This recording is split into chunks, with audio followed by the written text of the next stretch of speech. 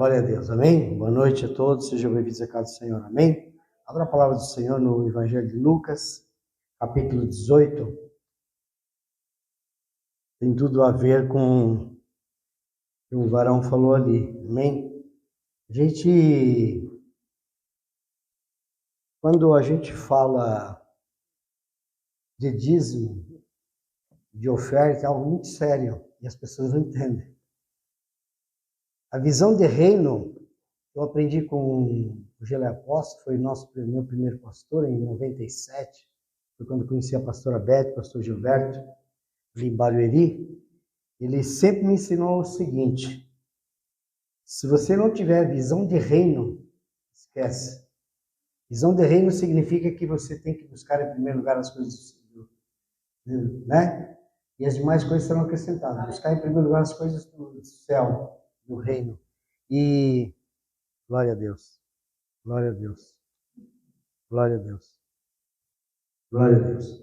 E é algo muito sério que eu aprendi. É a pilha. Glória a Deus. Glória a Deus. É sem fio mesmo. É sem fio. Peraí. Faz parte, irmão. É o 4. Me perdi com o microfone, com o fio, fico dando os laços. Glória a Deus. Amém? E quando eu aprendi isso aí, é algo muito sério. E quando eu aprendi verdadeiramente a visão de reino, que sempre, uma vez eu estava comentando até com a Silvia também, quando fui com ela no carro, se você ganha 10 mil reais, 10 mil reais, e se chegar alguém que Deus mandou com uma nota de 2 reais para dar para você, certamente uma boa parte vai dizer assim: eu ganhei 10 pau em meses, vai me dar 2 reais? Para, não precisa não. Só que existe um segredo muito forte, a gente tem muito cuidado. Porque se você não receber aqueles 2 reais, você vai estar bloqueando a sua bênção e as bênçãos daquele que quer te dar os 2 reais. Isso aí é algo que, quando eu entendi o mundo espiritual dessa forma, Deus nunca me deixou faltar nada. Eu sempre digo aqui, amém? Eu já sobrevivi num condomínio com 450 reais. Foi a melhor época quando eu comi o melhor dessa terra.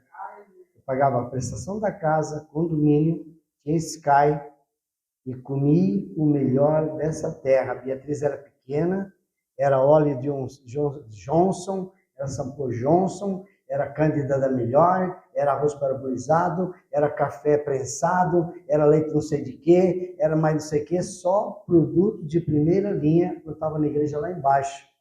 E eu ainda repartia, e quanto mais eu repartia, mais eu tinha. Aleluia! Glória a Deus, amém? A mesma coisa é assim na vida da gente. Dificilmente eu compro roupa, eu uso roupa usada, que me dão, não é problema. Mas quanto mais eu ganho roupa, mais eu dou roupa e mais eu venho roupa. E é assim que funciona o mundo espiritual e nós que estamos na casa do Senhor. E é tão linda a semeadura que se você der uma Bíblia, certamente alguém vai te dar outra melhor. Se você der 1 quilo de feijão, certamente alguém vai chegar com alguma coisa diferente para você. Amém? Alguém vai chegar assim: nossa, sabe, eu comprei isso aqui, mas não serviu. Não serviu. E fica meio coisa, cruel, sabe? Para não dizer, eu comprei essa sandália, eu gosto muito de sandália. Tá vendo sandália aqui? Eu cheguei na casa da minha irmã, meu cunhado tem aquele, como é que chama aquele esporão? Como é que chama? Não, Joanete. Zerada, não tinha sido. Falei, então não vai comprando mais. Já veio outra sandália, então é sim, mas eu já dei algo também para poder ganhar isso aí. Amém? Então o orar, eu estava ontem meditando já vou entrar na palavra, estava meditando quando estava orando, e eu vou falar algo que me entristece o coração.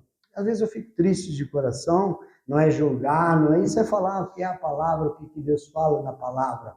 Se nós formos orar, ver as 4 orações que são feitas nessa igreja no dia, você percebeu que não dá 10% das 24 horas?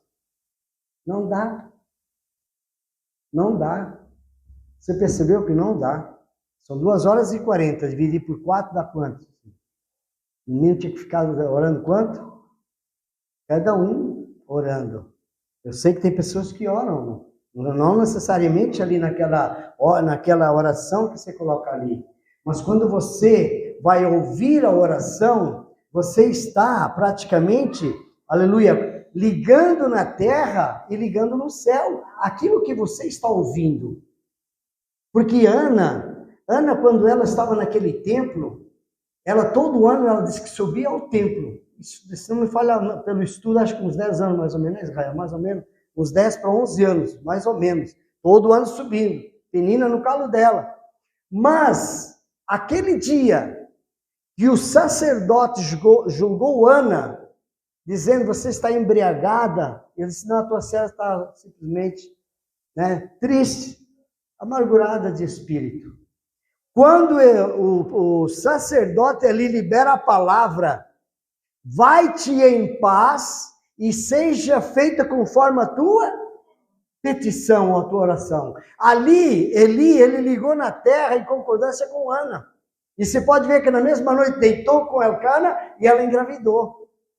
Aleluia! Por que eu estou falando isso? Por causa justamente que da insistência das pessoas em não orar. A gente ora pouco, eu me incluo também.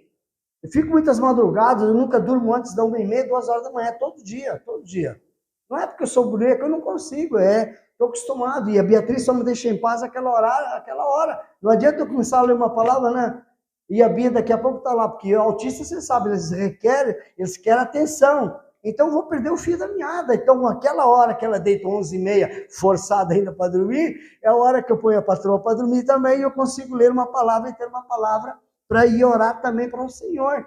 Mas o que me atém mais é que nos tempos que nós vivemos, são muito sérios. Então, no mínimo, a gente tem que orar. No mínimo, a gente tem que orar. Eu me lembro que a minha sogra, a mãe da Sandra, da pastora Sandra, que faleceu tem 1 ano e pouco, ela não sabia ler, não sabia escrever. Mas o joelho dela era mais forte do que a leitura, porque ela orava 3 vezes ao dia. Quantas vezes eu cheguei lá, meio-dia, ela estava na laje lá do joelho ali, orando pela família toda. Aleluia! Porque ela que segurava a família, ela que era a coluna de oração. Não sabia ler, não sabia escrever, nem o nome dela sabia. Mas quando ela abria a boca, meu Deus do céu, ela te falava tudo. E às vezes somos assim também, nós achamos, sempre eu também me incluo, com certeza, que eu já orei muito, eu não orei nada. Eu não orei nada. Posso até estar orando em pensamento, sim, durante o dia, ligado na atenção, mas do jeito que estamos vivendo, o Jesus está às portas, o arrebatamento já está próximo. Ele já está aí. Eu estava ouvindo ontem um testemunho de um pastor, que esse mês agora, ele foi arrebatado em espírito até lá em cima, disse que a mesa está preparada. E na mesma noite, depois, quando chegou de manhã, ele faleceu. Ele faleceu, mas antes de falecer, ele trouxe essa mensagem para a igreja, para que os obreiros, nós como obreiros aprovados, nós podemos dar o melhor, principalmente para essa geração vindoura, o que já está aí corrupta. Nós estamos deixando uma geração muito triste. Nós estamos deixando uma geração meia enclausurada, sabe, a gente vê aí a tribulação que está aí. E se eu for por alguma coisa mais forte aqui, tem gente que não consegue ver, não consegue assistir os vídeos que chegam. É muito sério o que está acontecendo no planeta Terra. Então eu e você, que estamos aqui, Deus escolheu só os que estão aqui para estar hoje aqui, para ouvir a palavra. Amém? Antigamente eu olhava assim, nossa, fulano não veio, falava, você da igreja. Era assim Israel comigo. Você da igreja. Quem era o culpado era a igreja? Não era eu. Preocupado com A, B, C ou D. Eu tenho que preocupar comigo. Amém? Eu tenho que preocupar comigo. A palavra do Senhor é muito clara. Antes de 1 hora na casa do Senhor, muitas mil lá fora. Amém? Vamos à palavra, que eu quero ser breve também. Falar aqui, Lucas 18 diz assim, a parábola do juiz iníquo. E contou-lhe também uma parábola sobre o dever de orar sempre e nunca desfalecer, dizendo, havia uma cidade, um certo juiz, que nem a Deus temia, nem respeitava homem algum. Havia também naquela mesma cidade uma certa viúva, e ia ter com ele, dizendo, faz-me justiça contra o meu adversário? E, por algum tempo, não quis. Mas depois, disse consigo, ainda que não temo a Deus, nem respeito os homens, todavia, como esta viúva me molesta, hei de fazer-lhe justiça, para que, enfim, não volte e me importune muito. E disse o Senhor, ouvi o que diz o juiz, o injusto juiz. E Deus não fará justiça aos seus escolhidos, que clamam a ele dia e noite, ainda que tardio para com eles? Digo-vos que depressa lhes fará justiça. Quando, porém, vier o Filho do Homem, porventura achará fé na terra?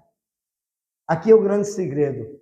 Quando ele vier, será que ele vai achar fé na terra? Ele sabe que não, porque a Bíblia é tão clara nos últimos tempos, a Bíblia diz que nos últimos tempos muitos iriam apostatar da fé, muitos iriam esfriar, muitos iriam largar a mão do arado. E então, quando nós vemos aqui que nós, como cristãos, nós nunca podemos ficar cansados, porque senão a Bíblia está errada. Ah, eu trabalhei, tudo bem, quem não trabalha? Até hoje meu pai trabalha, que está lá em cima. Até hoje meu Deus trabalha por mim e por você.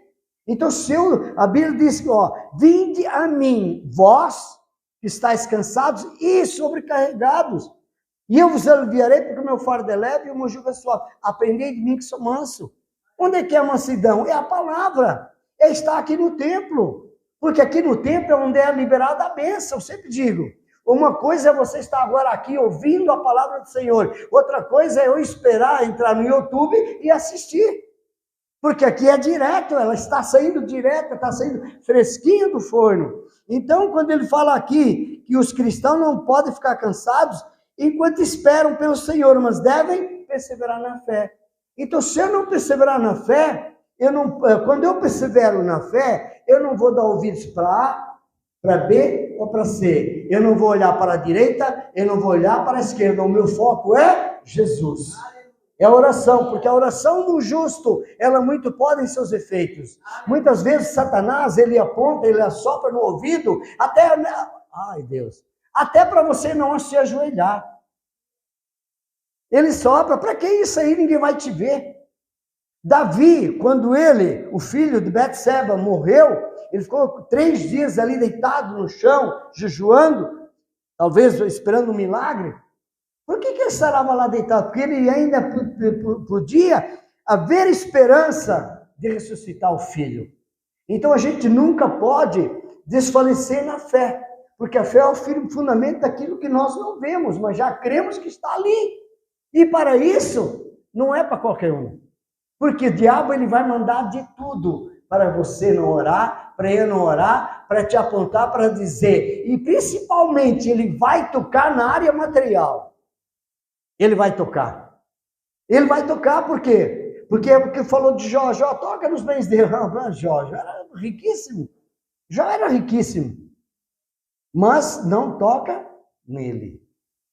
Há uma diferença, porque se Deus tira, ele vai dar de novo. Se Deus arranca, é porque alguma coisa está errada. Se Deus tira alguma coisa, é porque alguma coisa tem. Esse carro que está aqui, que vocês veem, esse veículo que eu cheguei agora aqui, no outro dia eu estava orando, o Espírito Santo ele é lindo demais. Meu pai era um português, e nós sempre tivemos restaurante e lanchonetes. E meu pai fazia muita falcatrua. Sabe? No bar, na lanchonete, tudo lá para São Paulo, Interlagos, sempre naquela área nova. O Espírito Santo me falou assim, você sabe de onde veio aquele dinheiro que compraram nas casas? E eu começou a passar um filme de tudo. E o que aconteceu? Foi paulada, foi laço. Foi laço. E aí eu comecei a entender mesmo, dando o dízimo de tudo que eu recebi de herança, mesmo assim havia uma legalidade. Mas eu não murmurei. Eu não murmurei.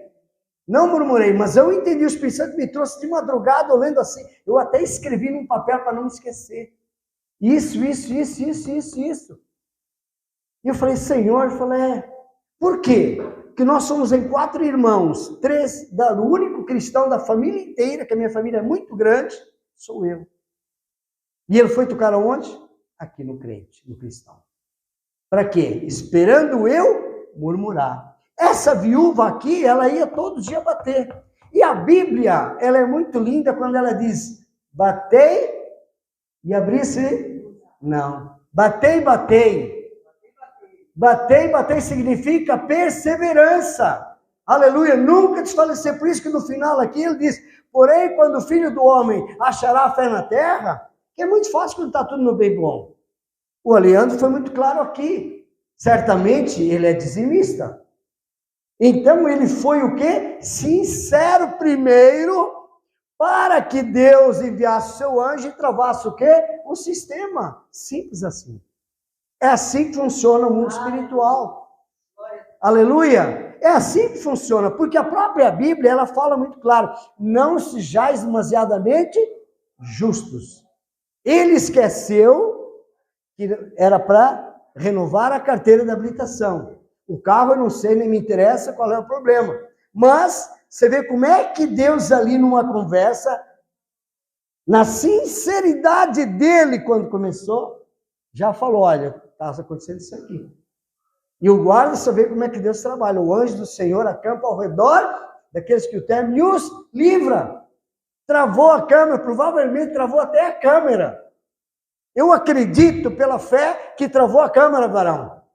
Para o sistema não abrir lá do outro lado, porque a sinceridade dele tocou no coração de Deus, primeiramente, para depois tocar no guarda, e o sistema trabalha justamente aonde? Naquele momento. E através da sinceridade dele bater, a porta que talvez estivesse trancada de repente, foi preciso acontecer tudo isso com ele, para agora ele ter o quê? Uma carta branca lá onde ele está trabalhando, e mais pessoas vão vir ainda para dar trabalho para ele. Por quê? Por causa da palavra da sinceridade, quando o guarda perdia os documentos.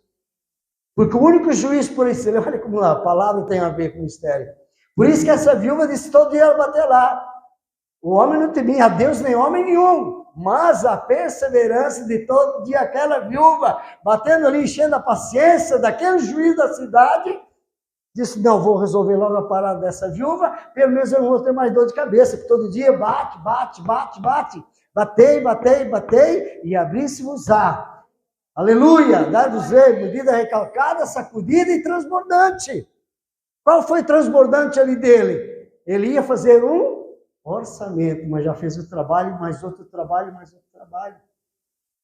Aleluia! É assim que funciona a oração, é assim que funciona a fé, é assim que funciona a perseverança de estar, aleluia, num lugar onde nós podemos contemplar que o Senhor tem feito grandes coisas em